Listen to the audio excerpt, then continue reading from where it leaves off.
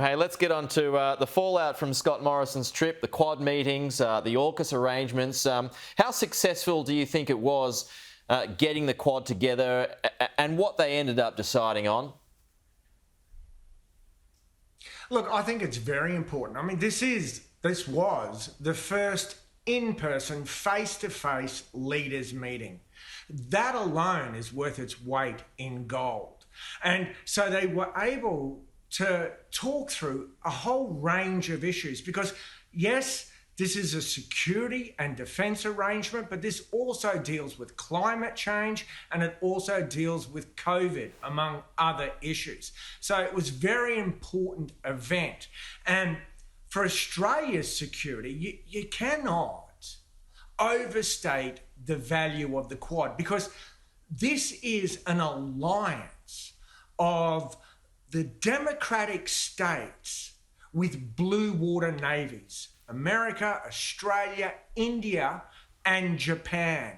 And obviously, maritime security is vital when it comes to the unspoken or unsaid foe, which is China. Now, that's one of the interesting things about the Quad meeting at the White House. This is all about China, but that's the one country's name you did not hear uttered. They just stressed the importance of rights of navigation and following a rules-based international order. Look, there's a lot of work to be done on the Quad, but I would predict that we're going to see an increase in things like Australian military personnel training and doing exercises with Indian military personnel, for example.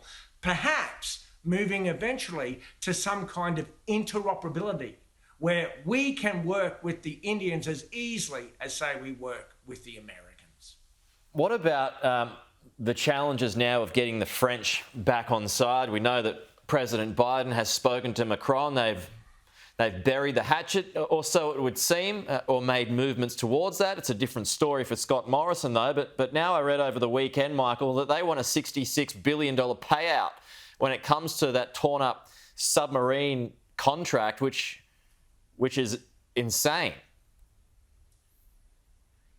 Yeah, look, I can almost assuredly say that that's not going to happen. And I've got to be honest, that's not what the French are really upset about. You listen to what their foreign minister has said, you listen to what their officials are saying.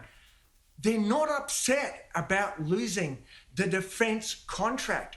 They have an incredibly robust military industrial capacity. So, yes, no one wants to lose a subcontract like this, but that's not what this is about. Their industries will move on.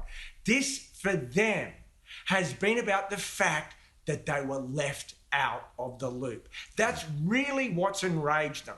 And that's what President Biden conceded to the French president. He said that perhaps we could have done this with some more transparency, because at the end of the day, that's where France's grievance is, that it was not included in these strategic discussions that affects an area, the Indo-Pacific, where they are Europe's most significant military presence. And Australia has to be very careful.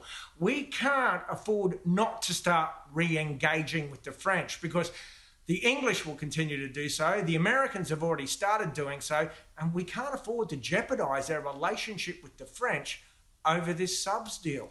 And we don't want to be the only ones who don't re-engage. All right, Michael Ware, good to see you. Talk to you soon.